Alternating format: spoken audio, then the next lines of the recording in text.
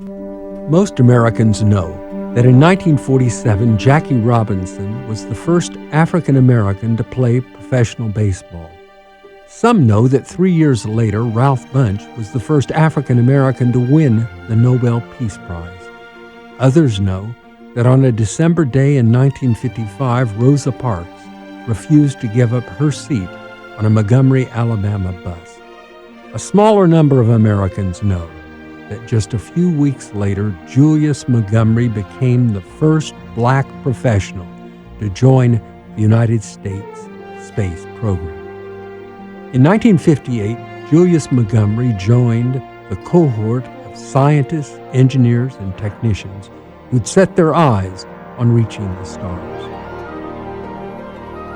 They called themselves missile men.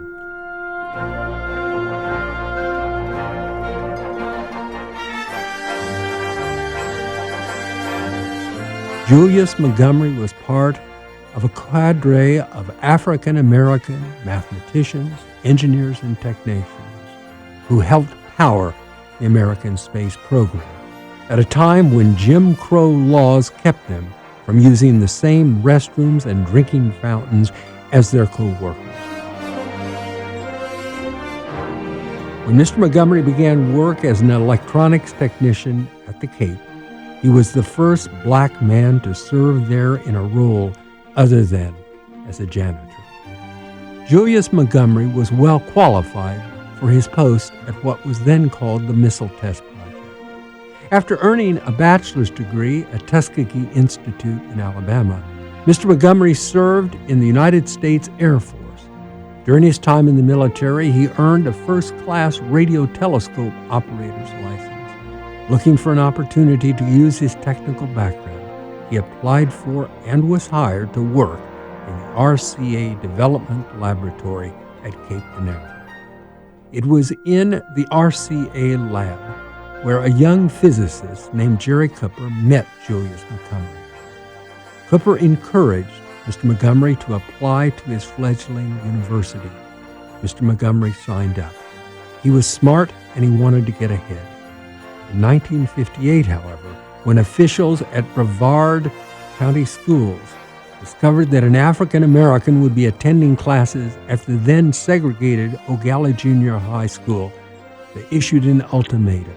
Julius Montgomery must withdraw, or Keuper and his missile men would be evicted from the classrooms. When Julius Montgomery learned that the college's very existence was threatened, Mr. Montgomery volunteered to withdraw his application.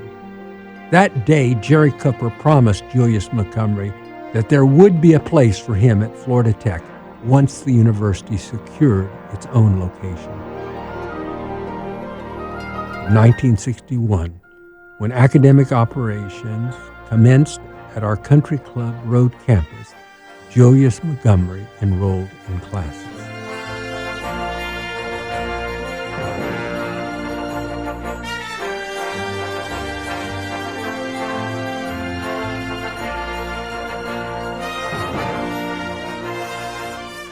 In June 1961, Virgil Gus Grissom, one of the Mercury 7 astronauts, received the first honorary doctorate awarded by Florida Tech.